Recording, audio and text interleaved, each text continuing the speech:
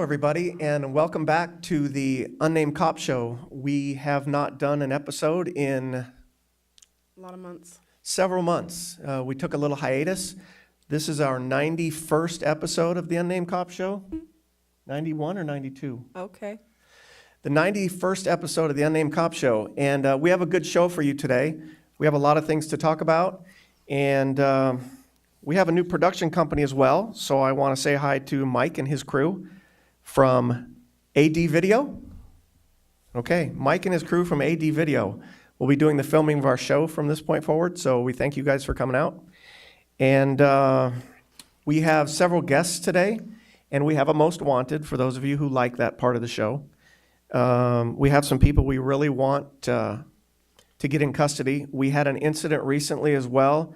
An active duty Marine was shot right inside our city limits, and we're going to talk about that incident. We just have a lot of things to talk about. What are you going to talk about today, Aaron? The senior center. The seniors happenings at the senior center? Yeah. And in case you all have forgotten, since we haven't done a show in quite some time, this is Aaron Begley, Senior Center Manager for Family Service Association. Mm-hmm. And to my right, I have Vinny. Vinny is known as Uncle Vinny from Intelligent Kindness, which is the philanthropic arm. I said that right. Bill, you got it. The Perfect. philanthropic arm of John Tesh Radio's The John Tesh intelligence Radio Show, yeah. for the John Tesh radio shows. Okay. So Vinny works with the seniors and the veterans here in town, and he's got quite a personality. I think that's fair to say. And that's why we're having him on today, because he does a lot of great work. So we want to talk a little bit about that. I also have Sergeant Brian Link, the detective sergeant, who's going to come on and talk about the incident I mentioned before. And Sergeant Jose Guerrero, who we're going to introduce to you. They're both very anxious to come on camera. They love appearing on this show, so they'll be out here as well. And so I want to get started because the Sandy Hook incident is fresh on our minds. It just happened at the elementary school in Connecticut.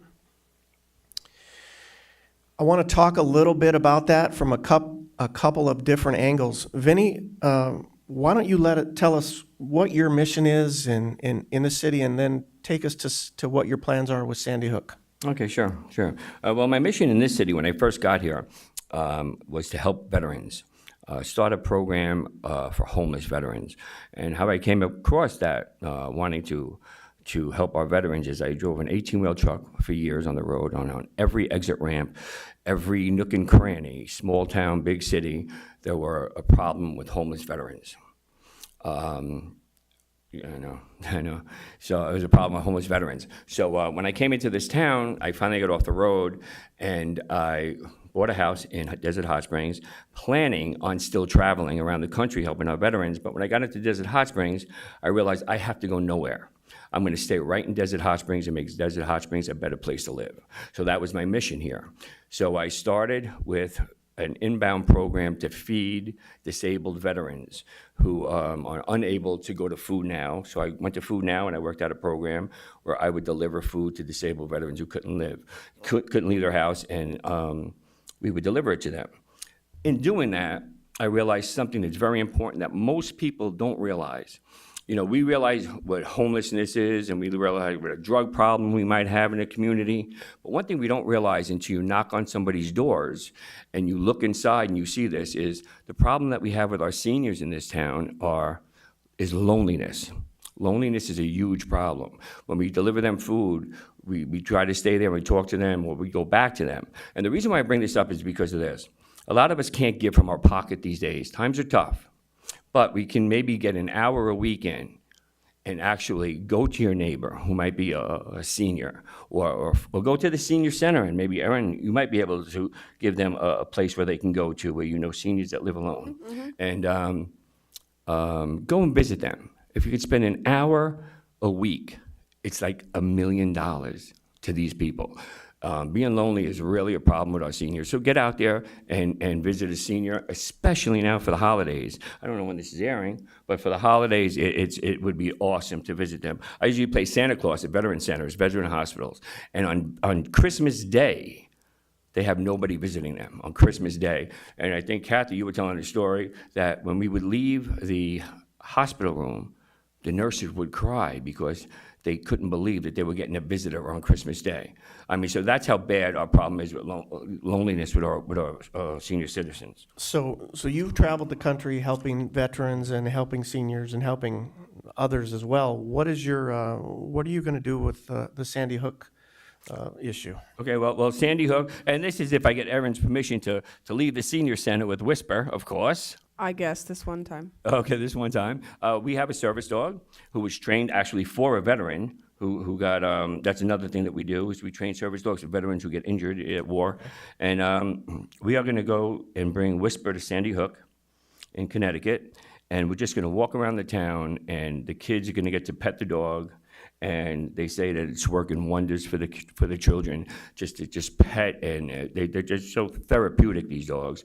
And they're gonna just pet these dogs, and it's really working wonders for them. So I'll be taking off for Sandy Hook shortly, and try to help these children out. That's amazing work, and I want to have you on the next show to let us know how. Oh, sure. I turned off my mic. To let us know how that works out for you and how it's received, and just to tell us a little bit about the environment there. Sure. We're going to talk a little bit more about that incident and school safety in general as the show goes on. Erin, do you want to pipe in on what you had as far as dealing with the children and talking to them about violence? Sure. Family Service Association doesn't just serve seniors, so we do child development, child care, mental health. We do everything, pretty much. But something was sent to me today from the National Association of School Psychologists, and it's online. And it's about talking to children about violence. It's for tips for parents and teachers. There's a lot of information on that website, but just, in short, reassure your children that they are safe. Make time to talk to them. Keep your explanations developmentally appropriate. Review safety procedures, observe your child's emotional state, limit television viewing of these sorts of events, and maintain a normal routine for them. So those are just quick tips to, work with your children through this. Those are excellent. What's the website again? It's NASP.com, I believe. Is that the National Association of School Psychiatrists? Yes. Okay. So there's your website for information on that, because for all of us with children, this has been an especially difficult week. Okay, Vinny, do you have anything else you want to? One thing what Erin just mentioned now is now with the new Boys and Girls Club here, and I did a piece on the radio this Friday about this. It's like she said, with all of these video games that the children are watching and these violent video games, and it almost seems like an alien came and took our kids off the street compared to years ago when you used to see the kids outside playing baseball and playing football on the street. You don't see that no more because it's not too safe. The Boys and Girls Club, they're going to have state-of-the-art surveillance cameras up here. They're going to have adult supervision, very safe place to go to get your kids outside playing sports again and away from the video games. And check out the Health and Wellness Center. That's right. That's housing the Boys and Girls Club. It's fantastic. If you folks haven't been there, go by there and take a visit and take a tour. Okay, Vinny, we're going to move on, and thank you for your time. I know your time is valuable. Thanks for having us, man. And, Love being here. I really appreciate you coming on. I appreciate you asking me. All right, Vinny. Take care. Okay. I want to introduce Sergeant Guerrero. Jose, why don't you come on up? You may approach the bench.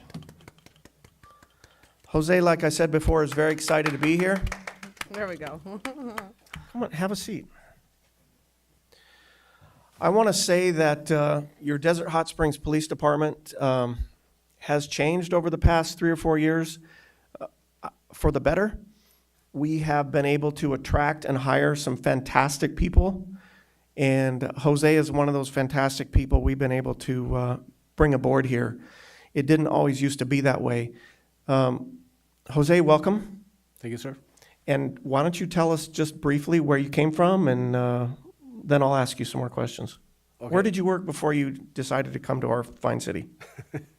Well, I've worked in several other agencies throughout my career. My first started with the Calexico Police Department back in '97 in the Imperial Valley. Moved on to the El Centro Police Department, where I worked there for approximately 10 years or so. So Calexico to El Centro, that's like 20 miles, right? Right. Okay, so you moved up, you moved halfway. north. Okay, And from there, I kind of worked for the Imperial Valley College. I used to run the Administration of Justice program down there. And I was there for about a year. I got a little bit bored, I have to admit, and I was missing police work. So I was given the opportunity to go work for the California Department of Justice and work under the Attorney General's office for now Governor Jerry Brown. so did you miss the getting shot at, the midnight hours, the, you know, What I missed the most was helping, just being part of the solution to the problem, and being out there and being able to make decisions to better our communities. okay. Jose right now is working day shift for us. He's been here for how many months has it been? I have been here now for Five, 5.5 months. No one's counting, but that's about. Seems like a lot longer sometimes with Jose. But no, he's been doing a fantastic job. And you worked for the Department of Justice Bureau of Narcotics, is that correct? Yes, sir. And how long did you work there? I worked there for approximately 4 years. Tell us about your education. I have an associate's degree in criminal justice from the Imperial Valley College, and I also have a bachelor's degree in criminal justice as well through the University of Phoenix, and Okay. currently working on my master's degree. Okay, we are getting a very well-rounded and well-educated group of people that are coming to work for us, which is huge for this community.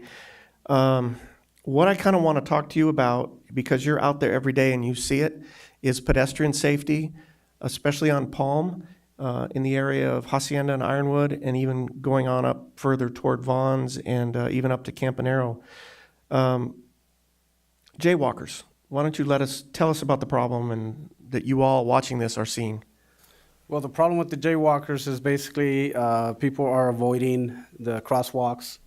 It's probably the safest way to get across from one side of the street to the other, besides taking the shortcut right in the middle of the highway or the busy roadway. And that's when you can get yourself into trouble. And we've had a few accidents where vehicles have been involved with the pedestrian, and those are the things that we're trying to avoid currently.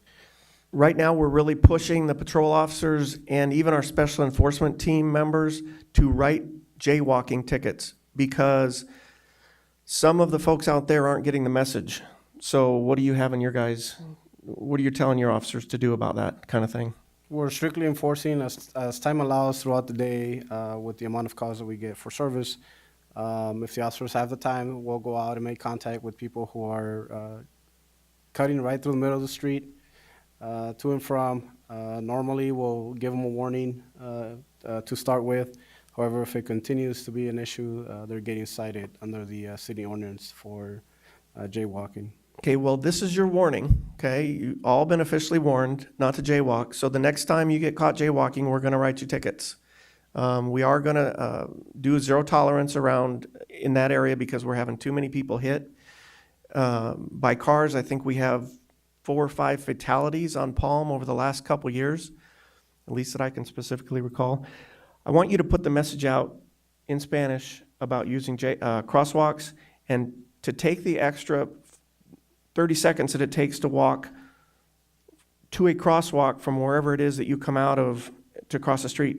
Put the message out there that we want you using the crosswalks. They're safer, or you're going to get cited or hit. Okay. Para la comunidad hispana que vive en la ciudad de Desert Hot Springs, les pedimos que por favor usen el cruce del Pantonaje para evitar accidentes en el intermedio del crucero de las calles. Es muy importante que tomen el tiempo de caminar donde están las luces y esperar su turno para poder cruzar la calle para evitar los accidentes. Si no sucede eso, los oficiales de la ciudad de Desert Hot Springs van a estar enforzando la ley contra caminando sobre la calle antes de cruzar por el semáforo. Excellent. Thank you very much for that. Is there anything else you'd like to tell us? your favorite part about working for Desert Hot Springs and what you're seeing in the community that you think is something you haven't experienced before.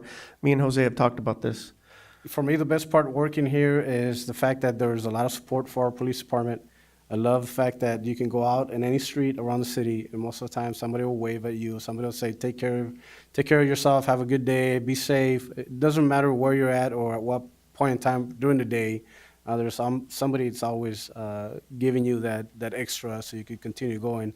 And of course, this is I'm very excited about the city because it's just, it keeps me going, it keeps me energized, and it's good to be back, I guess, and I feel right at home here. Excellent. And like I said before, a great addition to our agency, and I want to thank you for coming on, and it wasn't too bad, No, it wasn't. right? You did Okay. great. Thank you. Good, huh? You didn't say a lot, Oh, whatever. like someone I know. Um, So anyway, anyway. thank you for coming on. Jose's working right now, so I need to get him back out in the field, so thank you for coming on. Thank you for having me. All right. Okay, before we bring up our next guest, Sergeant Link, you can start to come up, actually. Come on up. I have a joke for you. I know many of you have asked me about jokes. I kind of stopped doing them for a couple months, but I got hit up, so here we go. Brace yourselves. It's just not funny. Okay, this is somewhat public safety related, so I think I can get away with it. Okay, I need some water. 2 hunters are out in the woods when one of them collapses. Rick, you have to hear this one. Okay. 2 hunters are out in the woods when one of them collapses. He doesn't seem to be breathing and his eyes are glazed. The other guy takes out his phone and calls dispatch. He gasps, "My friend is dead. What can I do?" The dispatcher says, "Calm down. I can help. First, let's make sure he's dead." There is a silence. Then a gunshot is heard. Back on the phone, the guy says, "Okay, now what?" Thank you. Thank you. Ba-dum-bum. Thank you. Wah, wah. Okay. I'm sure the folks out there got that. I got a couple more. They're We'll rewinding put their them. televisions. Those who are DVRing the show are rewinding that joke, That's right. hoping to get it. Brian, this is your second appearance on our show. Thank you for coming by. Brian's here for, and it's an important message. We had an incident earlier this month, I want to say a couple weeks ago now, and a young man, passenger in a car, was shot, and he's in grave condition as we speak, and we're looking for some help. So I have Brian on the show today to put the word out and give us a little bit about what happened and what we're looking for. Sure, thank you. December 6th, 2012, it was a Thursday morning at approximately 2:14 a.m. Our officers received a report of a shooting on Indian Canyon Road at 20th Street. Our officers responded to the scene, arrived on scene, and found a victim of a single gunshot wound to the back of his head. That victim, Craig Maddie, is a United States Marine corporal. He was treated for his injuries at the scene and transported to a local hospital where he is currently being treated for his injuries. And like the commander said, he is in grave condition, although he is still alive right now. We hope he remains that way. What we're looking for, some support from the community. We need some help. We're working some leads right now, and we're hoping we get some additional witnesses to come forward and provide some information to us. All we have right now is that the victim, Craig Maddie, was involved in some sort of confrontation in Palm Springs downtown. And after leaving Palm Springs, the suspects followed him into the city of Desert Hot Springs, just into our jurisdiction. And a second confrontation occurred where several gunshots were fired from a high caliber rifle. Unfortunately, Mr. Maddie was struck by one of those bullets, and we are looking for information that can help us solve this crime. The only information we have about a suspect right now are several males. We don't know any particulars about them as far as race, age, any of that identifying information. We do have a possible suspect vehicle, which was described to us as being a small SUV, possibly a GMC Jimmy style, that was light in color, either white or tan. And so if the community can provide us any information to help us solve that crime, you can contact the Desert Hot Springs Police Department at 760-329-6411, extension 321, that's my extension, or Detective Raul Sandoval, who's the lead investigator in this investigation, his extension is 330. Okay. Someone out there knows something about this crime. There's people out there who are talking about this. There's someone somewhere whose close relative may have been involved. First off, Crime Stoppers is an option for folks to call Crime Stoppers. Yes. They'll take your information anonymously. They also have reward systems in place. They do give rewards for information, especially as crime is serious as this. If they call in to the numbers you said, can they remain anonymous? Yes, if they want to remain anonymous, Crime Stoppers is probably the best route to go. Right. But we are asking if you have any information, no matter how small you think it is, that you please step forward and contact either Crime Stoppers, who will forward that information to us, or call us at the police department. Okay. Thank you for that. And I did want to, while you're up here, and you have, 21 years in this business, 22? How many years have you been in this A business? total of 21. We were talking earlier about the Sandy Hook Elementary School incident. Is there anything you can tell folks as far as being alert or aware to things around schools, or really any other place where people are gathered, as far as what they should call about, what they should look for? Is there anything they can do when they see something suspicious? I think if you see something that just looks out of place, you should contact your police department, no matter how minor you think it is.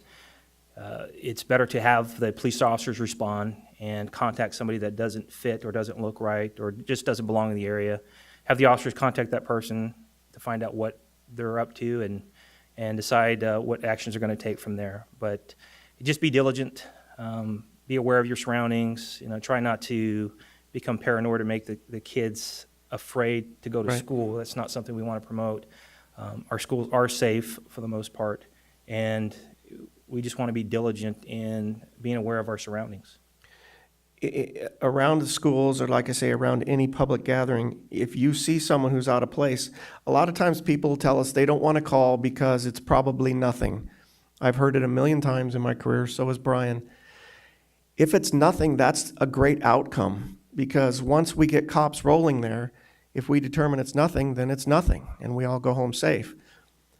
But a lot of times it's not nothing. And it's your first phone calls that gets us there, that gets us rolling in that direction. And then if something does happen, we're already started in that direction. And we know the value of getting a head start on a high priority call.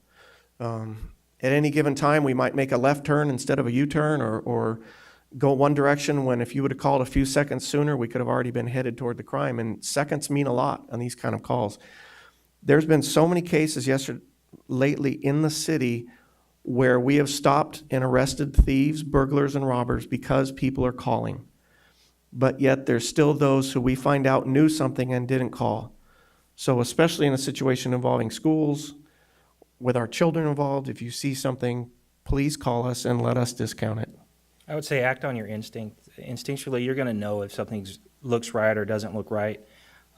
If it doesn't feel right, it may not be right. And like you said, we'd prefer to go out there and not have it become an eventful activity at all, rather than have something bad happen and not be called. So absolutely, if you don't feel that it's right, call us. We'll go out, investigate it, and go from there. Okay. Thank you again, and Sergeant Link, and I know you're busy too, so I'm going to let you go, and we'll have you back here in a couple months. Thank you. Hopefully, with the outcome of the shooting incident, hopefully we can have a positive outcome and put some finality to it and get these people in custody. So if that happens, we'll be sure to report that back out on this show. So, okay, Thank you, sir. you're free. Thank you, Brian. Okay. Aaron, Any more jokes? I'm going to save, I got a couple more. Oh, okay. I'm going to try to bring people back to life after you're done speaking. Oh, good one. Okay. Okay, what's going on at the senior center? This portion of the show is called the Senior Moment. I sometimes forget to introduce it. That's because I'm having Senior moment. a senior moment. Good one. Exactly. Also, before we go any further, this is the first show we've done without our friend and our community resource service officer specialist. Community resource specialist, Something Jim like Knapp. Jim always sits right here, and I feel kind of empty without him sitting here, but Jim's not feeling well. And Better. get better, and we want him better for Christmas. So I made him stay home. He wanted to come in and do the show, but he's at home resting right now. So we miss you, Jim. Anyway, Okay. go ahead. Since we haven't done the show in a few months, a lot has happened at the senior center. Highlights, just real quick. We had a wonderful Halloween, and we had we had a Thanksgiving gathering, if you will, and Vinny was on the show, and his brother-in-law John Tesh actually came, played the piano for the seniors, signed CDs. It was a wonderful day. A lot of seniors walked up to us and they just couldn't believe it. It was like the highlight of their life. So Aaron loves John Tesh. I do. It was very had a huge impact on them. So we are so thankful that could come together. I was actually more impressed with Connie Selica, who also came with her husband, John. Yes. She was very sweet, and she went around and spoke to the seniors, and very Served gracious. cake. It was lovely. Both fantastic. So I just want to make sure they got the other Absolutely. half of that. Yeah. I know you're focused on John. Go ahead, continue. Okay. So that was just magnificent. We are doing well. I actually speak to City Council tonight, just a 6-month update. But we're just sustaining our program. We did not see this summer, when the snowbirds all flock away, you're supposed to have like low numbers. We have steady numbers. People are utilizing the senior center, which, we love. And I should highlight that the city purchased senior center signs around and put them up around the city. Thank you, Public Works. You're fantastic. So the access to our building is easier and increasing, and it's a fabulous thing. So that's something that we're very excited about.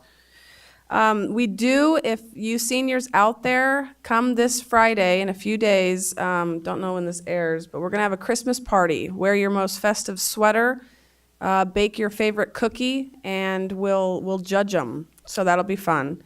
And then just stay tuned. The city website always has the Senior Moment monthly newsletter, so just stay in touch with that. Come in, visit us. We're at 11777 West Drive and would love to have you. We're a hub of resources, and if we don't have the answer, we definitely know where to get it. So come on down and see us. Very good. I believe that's it. I have a gift for you. This Oh, isn't boy. this isn't from me though. Harold and Allegra, they're two fabulous seniors. They're sweet, yes. They are. It's a photo. Is this a gratuity? I can't take gratuities. I don't believe this would count. Isn't that sweet? That is a fantastic photo. Now I'm going to give Councilwoman Jen Pye her copy. It is excellent. It's a great photo. We were in the parade. We actually had a float at the senior center in this weekend's holiday parade, and we all got a photo. So it was nice. This is better than the toilet seat you gave me, several months ago. Well, you keep up your jokes, you might get more jokey gifts. Yes, I do want to just touch on the parade.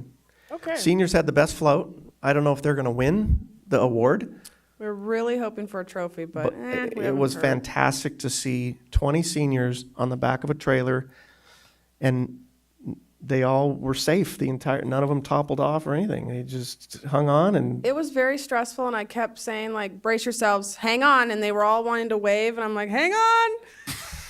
But it worked. They're no awesome. incidents. We had no incidents. Okay, well, time is just flying here, and I want to get to the most wanted. He is indeed our most wanted for this show and for the month. His name is Noe Holguin. First name Noe, last name Holguin, Holguin.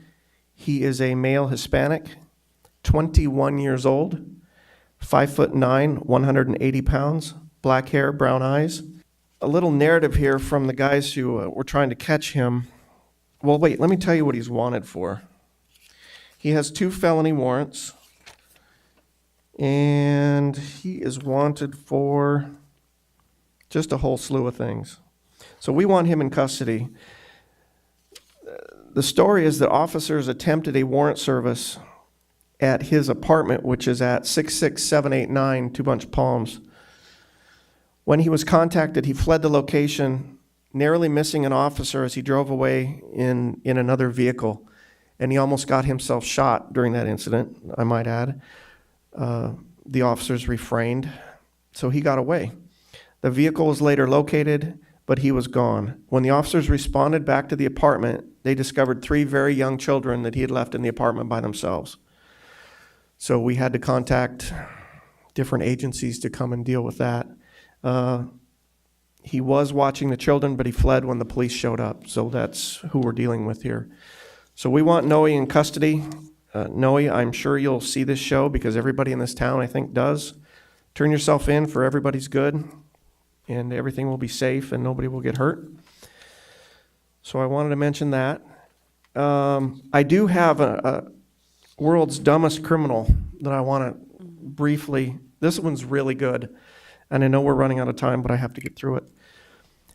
Armed only with a screwdriver, a 95-year-old senior in a wheelchair kept a burglar from breaking into her home by repeatedly stabbing his hand.